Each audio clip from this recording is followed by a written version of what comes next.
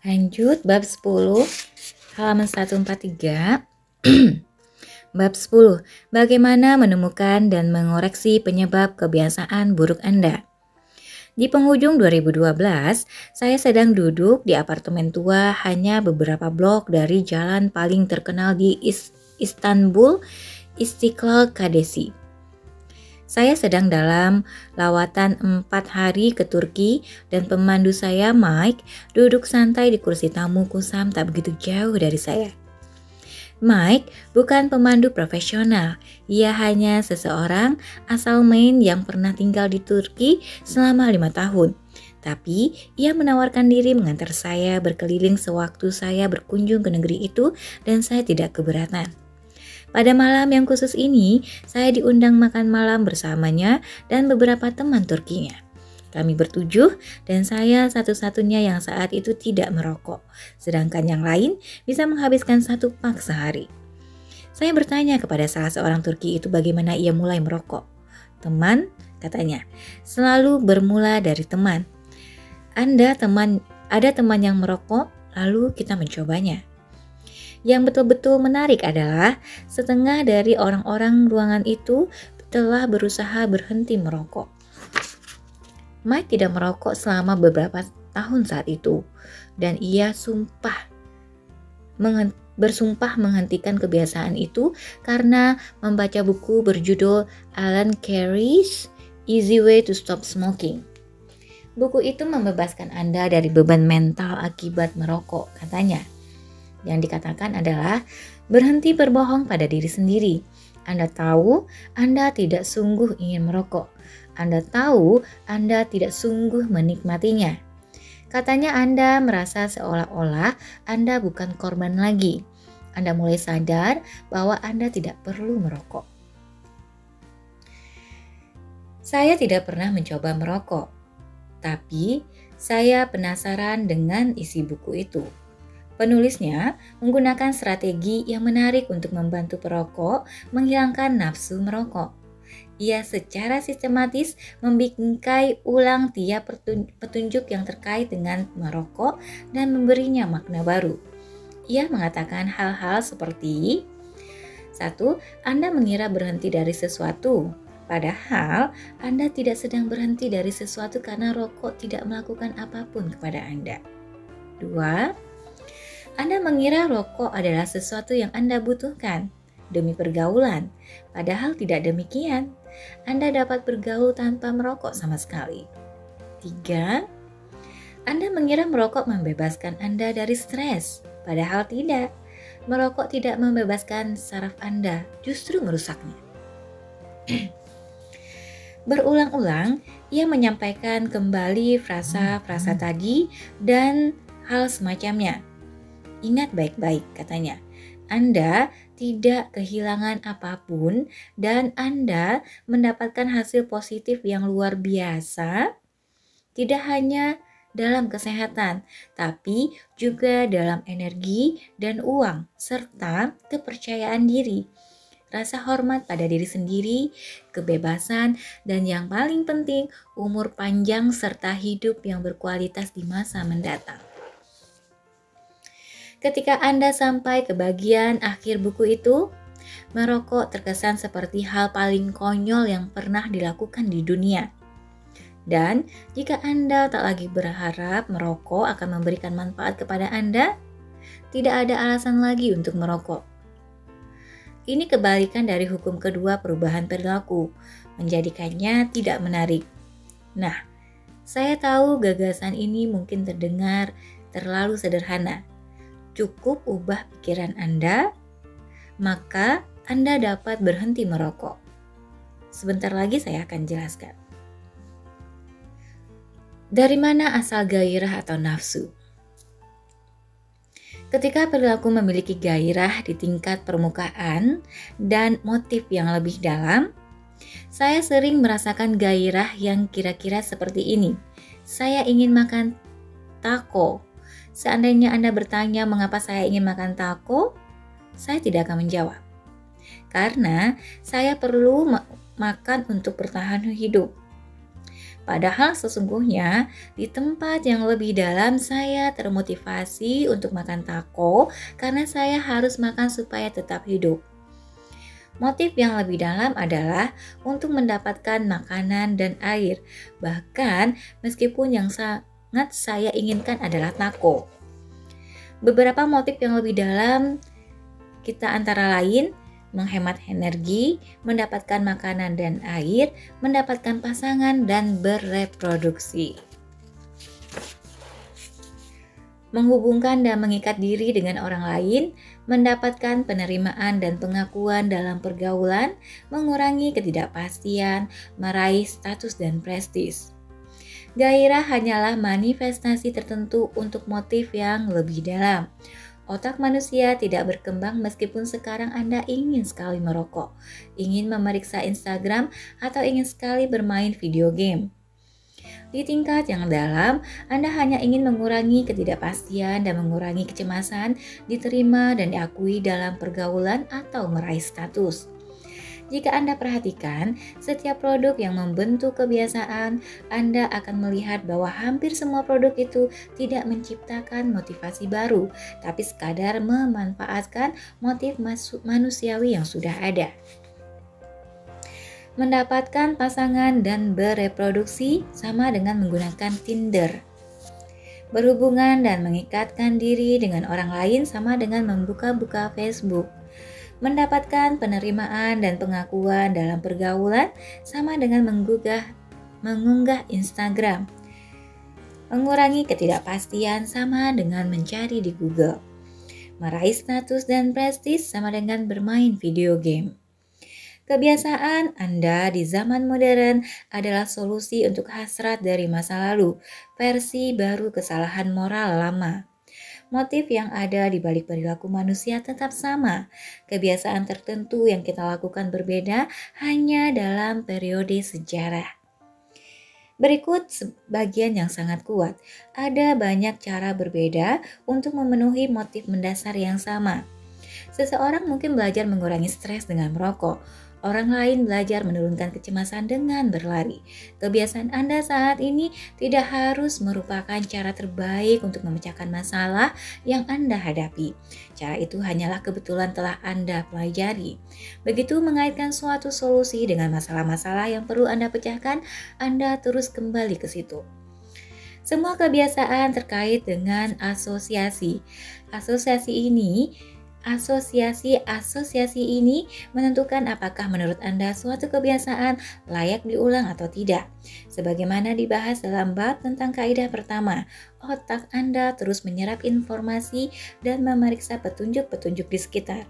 Setiap kali Anda menemukan petunjuk, otak Anda menjalankan simulasi dan membuat prediksi tentang apa yang dilakukan pada kesempatan berikutnya. Petunjuk. Anda melihat kompor sedang panas. Prediksi, kalau menyentuhnya aku akan terbakar, jadi aku tidak boleh menyentuhnya. Petunjuk, Anda melihat lampu lalu lintas akan menjadi hijau. Prediksi, kalau tancap gas mungkin aku akan berhasil melewati persimpangan dan tidak terlambat sampai di tujuan, jadi aku harus tancap gas. Anda melihat petunjuk, mengelompokkannya berdasarkan pengalaman masa lalu menentukan tanggapan yang paling sesuai. Ini semua berlangsung dalam sekejap, tapi memainkan peran yang sangat penting dalam kebiasaan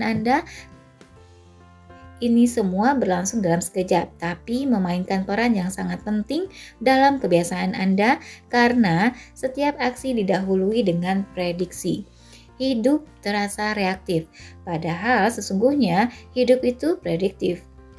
Sepanjang hari, Anda membuat tebakan-tebakan terbaik tentang bagaimana harus beraksi berdasarkan apa yang Anda lihat dan berhasil di masa lalu. Anda tidak berhenti membuat prediksi tentang apa yang akan terjadi kemudian.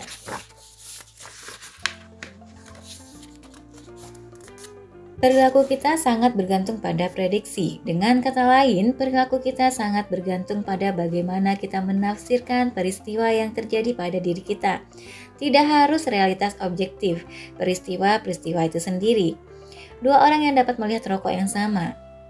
Dua orang dapat melihat rokok yang sama. Satu orang merasakan dorongan untuk merokok, sedangkan yang lain terganggu oleh baunya. Petunjuk yang sama dapat memicu kebiasaan baik atau sebaliknya, tergantung prediksi Anda. Penyebab kebiasaan Anda sesungguhnya adalah prediksi yang mendahuluinya. Prediksi-prediksi ini mengatur keperasaan yang terkait dengan bagaimana kita biasa menjelaskan gairah, perasaan, hasrat, dorongan.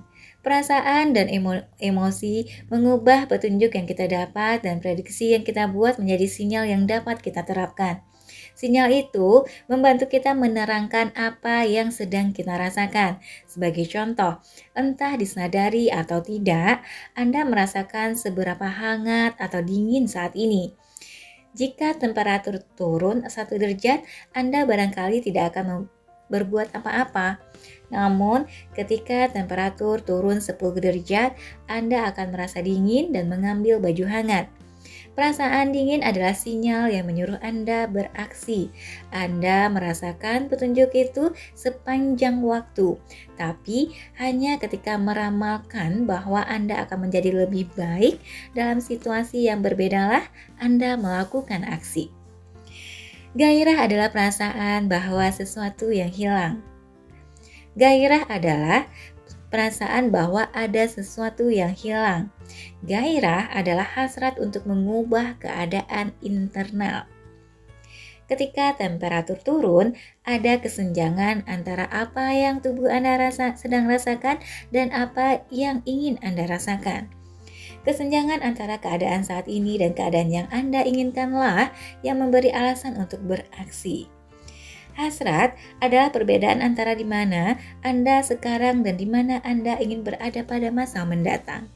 Bahkan, aksi paling kecil dipicu oleh motivasi untuk merasa berbeda daripada yang sedang Anda rasakan.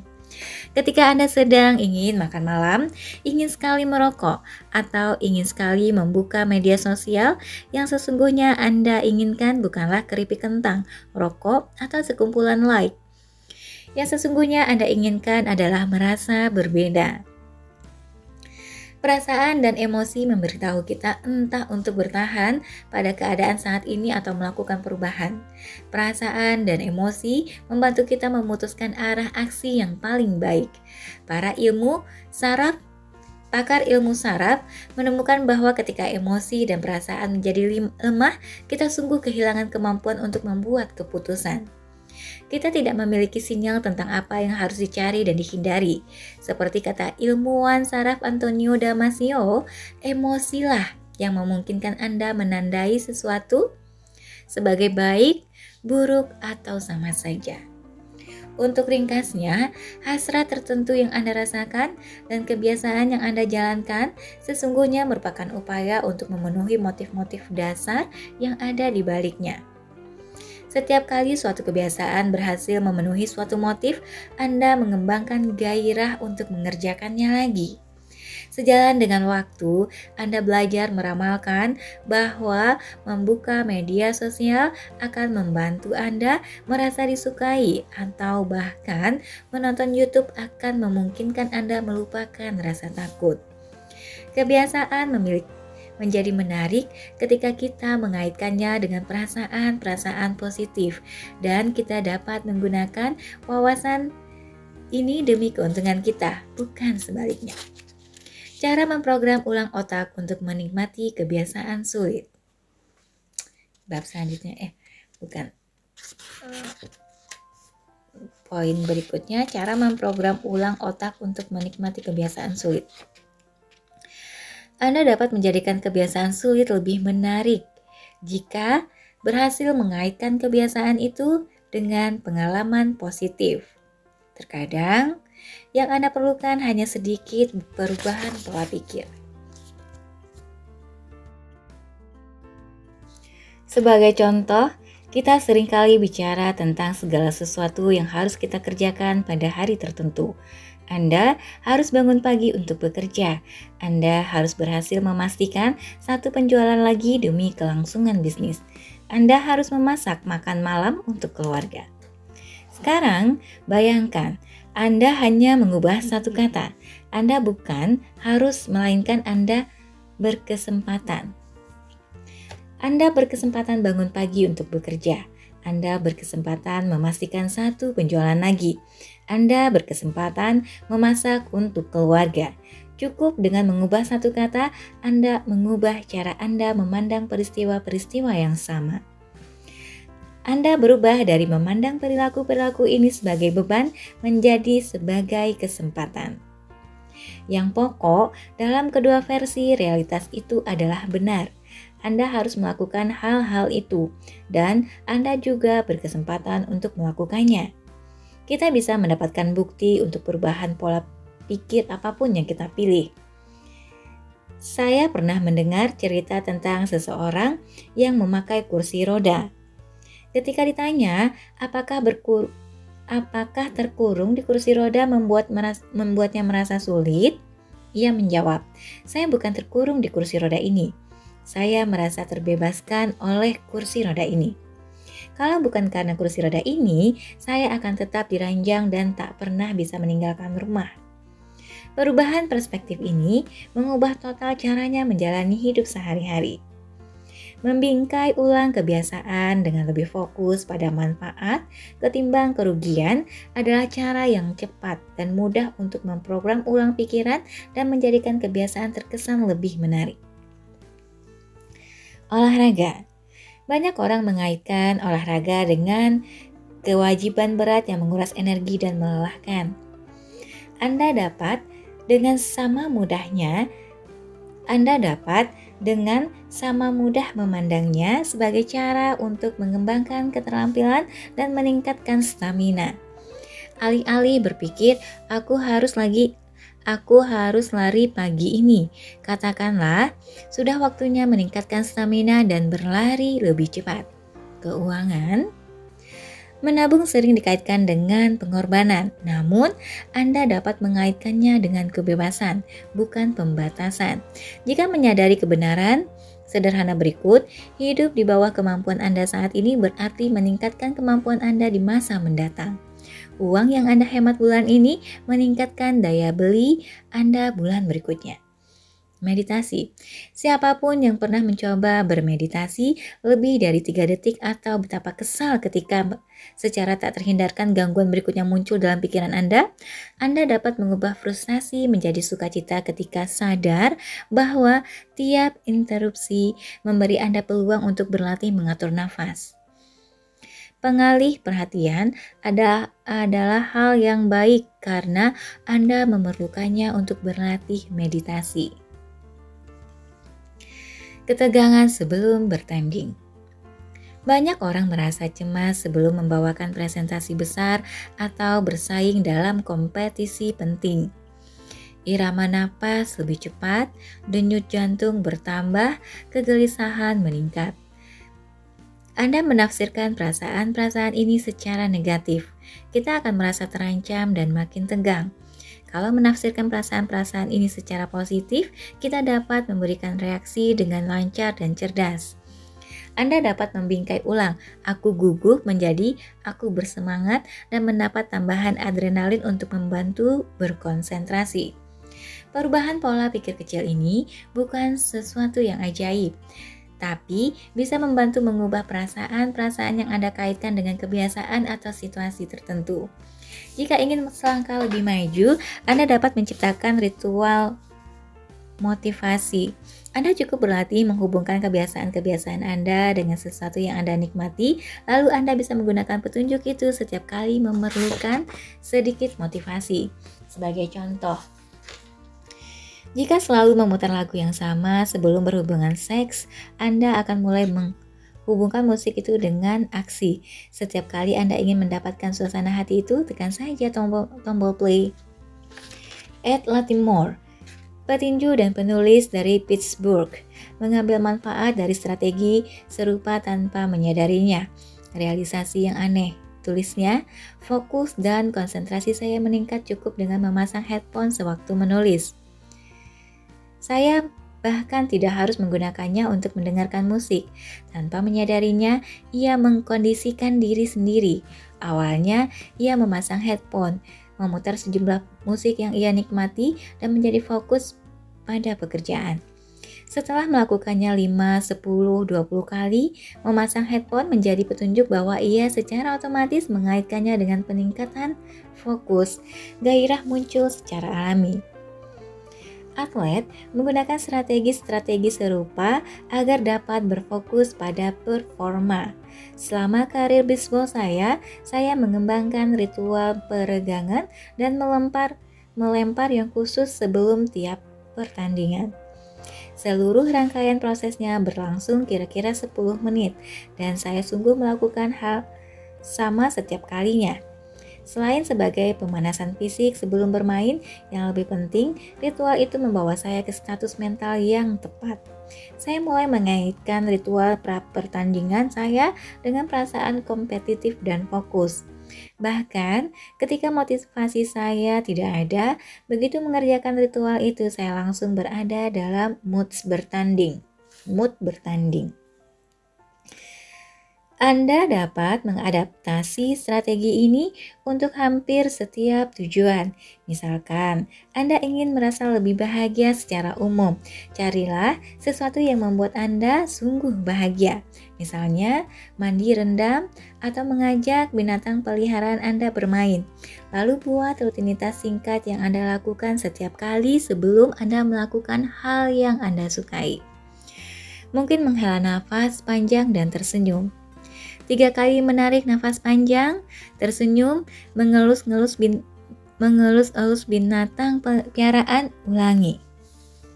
Akhirnya, Anda akan mulai mengaitkan rutinitas menghela nafas dan tersenyum dengan suasana hati yang baik. Rutinitas itu menjadi petunjuk dan bermakna merasa bahagia. Begitu menjadi mapan, Anda dapat menerapkannya kapan saja. Anda perlu mengubah kondisi emosi. Stres saat bekerja, tarik nafas panjang 3 kali, lalu tersenyum. Stres saat bekerja, tarik nafas 3 kali, lalu tersenyum. Kecewa dengan hidup, tarik nafas panjang 3 kali dan tersenyum. Setelah terbangun menjadi kebiasaan, petunjuk itu dapat membangkitkan gairah, bahkan meskipun hampir tidak ada kaitannya dengan situasi asli. Kunci dalam menemukan dan mengoreksi penyebab kebiasaan-kebiasaan buruk Anda adalah membingkai ulang asosiasi yang Anda miliki tentang kebiasaan-kebiasaan itu.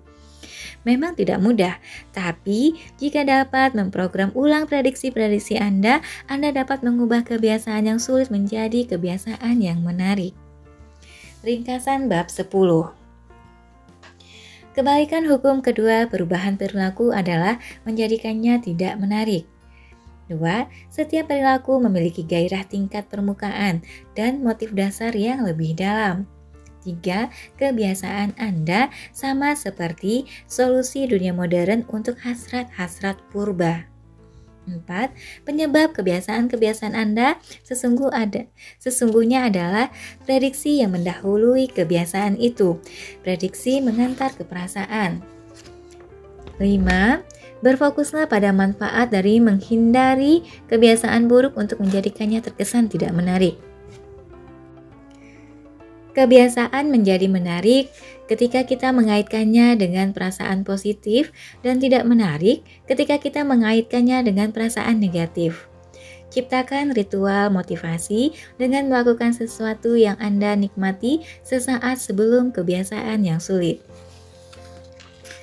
Di halaman 154, berikutnya ini ada tabelnya ya. Nanti tabel ini dapat diunduh. Anda dapat mengunduh versi yang dapat dicetak untuk kumpulan trik terkait kebiasaan di atomichabits.com/cheat sheet. Di tabelnya, 1. Cara menciptakan kebiasaan baik. Kolom pertama hukum ke-1, menjadikannya terlihat, yaitu mengisi kartu nilai kebiasaan. Tulis kebiasaan-kebiasaan saat ini untuk menyadari semuanya. 2. Menggunakan niat implementasi. Aku akan titik-titik isi dengan perilaku pada titik-titik isi dengan waktu di titik-titik lokasi. 3. Menumpuk kebiasaan. Setelah kebiasaan sekarang, titik-titik, Aku akan titik-titik kebiasaan baru. 4. Merancang lingkungan, menjadikan petunjuk kebiasaan baik terlihat. Hukum kedua, menjadikannya menarik. 1.